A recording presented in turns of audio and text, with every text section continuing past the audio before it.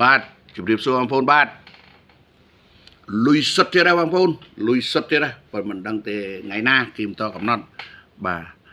គឺ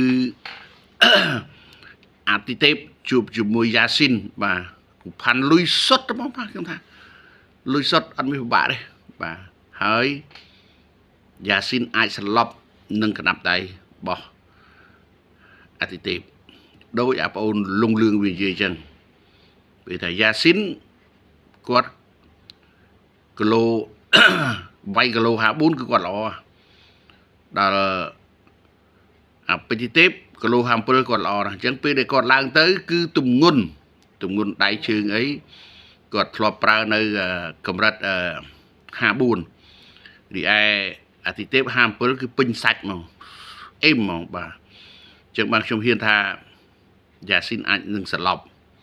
ក្នុងកណ្ដាប់ដៃរបស់អាទិទេពបាទធានាបាទដល់គូផាន់មិនលុយសតលុយលើគោកឬថាវគ្គនេះលេងធំផងយ៉ាស៊ីនគេថាបានតែដាក់ធំនិយាយ៉ាស៊ីនចាំបានលុយធំទេណាលុយធំអើយគូថេននេះប្រកបអស់ប្រទេសអាស៊ីអាចថាបើគេសួរដាក់លុយធំថេនម៉ែថេនអើយទៅមរួចជាមួយយ៉ាស៊ីននេះបាទអូទៅមរួចជាមួយពេទ្យទេពជំនា 100% ហើយសកម្មភាពរបស់ថ្ងៃនេះគឺអាទិទេពប្រឹងប្រឹងហាត់ការហាត់មកហាត់ដូចតែគ្នាទេប៉ុន្តែមួយប្រចាំមួយប្រចាំ54មួយប្រចាំ57ដល់អញ្ចឹង54ឡើងទៅជួប57អញ្ចឹងកម្រិតទម្ងន់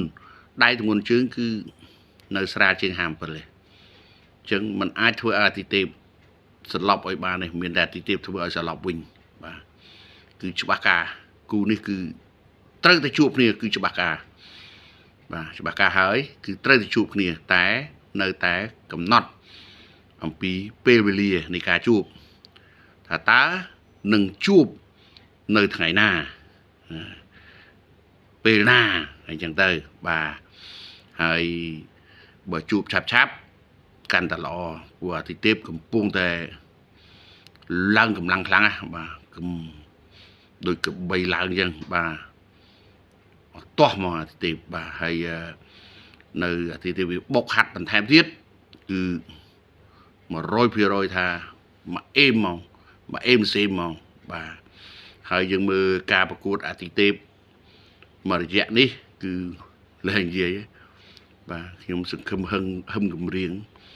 ទៅជាហឹមគម្រៀងសន្លប់ក្រោមកណ្ដាប់ដៃអាទិទេពបាទអស់ទាស់បាទខេមច័ន្ទល្បីល្អណាស់អ្នកណាក៏ខ្លាចខេមច័ន្ទអាទិទេពអត់ចេះខ្លាចប៉ាំងភ្លឹងចឹងមិនថារលកក្រោយវាច្រើនរលកមុខមែនប៉ុន្តែក្នុងកលៈសៈណាក៏អារលកមុខវាអាចបកមកវិញបានដែរអញ្ចឹងវាគេខ្ទប់ជ្រាំងពុបទៅបកមកវិញទៅអាហ្នឹងវាអាចមានដែរវាមិនមែនថាក្រោយរុញមុខទៅរហូតអញ្ចឹងទេបាទប៉ុន្តែទីទេពឱកាសបាទដូចខ្ញុំប្រាប់វីដេអូមុនអញ្ចឹងឱកាសមកដល់ទៀតហើយលុយធំណាមកស្រួលអត់ពិបាកទេធ្វើផ្ទះឡើងផ្ទះអូលុយគ្រប់គ្រាន់ណាអាចទេពសល់លុយចាប់ធ្វើផ្ទះរួចចាប់ដល់សល់លុយហើយទេពហ្នឹងហើយអញ្ចឹងប្រឹងប្រែងទៅមានតែពេលហ្នឹងទេតនកម្លាំងនៅមានពេលយើងកម្លាំងយើងអស់គឺយើងដេកចាយលុយហ្នឹងទៅកុំធ្វើដោយកីឡាករមួយចំនួនបានតែងទួយកទេកទើប្រពន្ធ2ប្រពន្ធ3ដើរលេងចេះចុះគ្រប់សពបែបយ៉ាងធ្វើឲ្យអ្នកគ្រប់ត្រូលឈឺក្បាលដោយសារនោះកុំយកអានឹងជាគំរូសោះបាទមើលពេជ្រសម្បត្តិនៅក្បែរគ្នានៅជិតគ្នាបងប្អូនគ្នាស្រេចគំរូស្រេចតាមនឹងទៅលុយវាមិនទៅណាទេឈឹបហើយ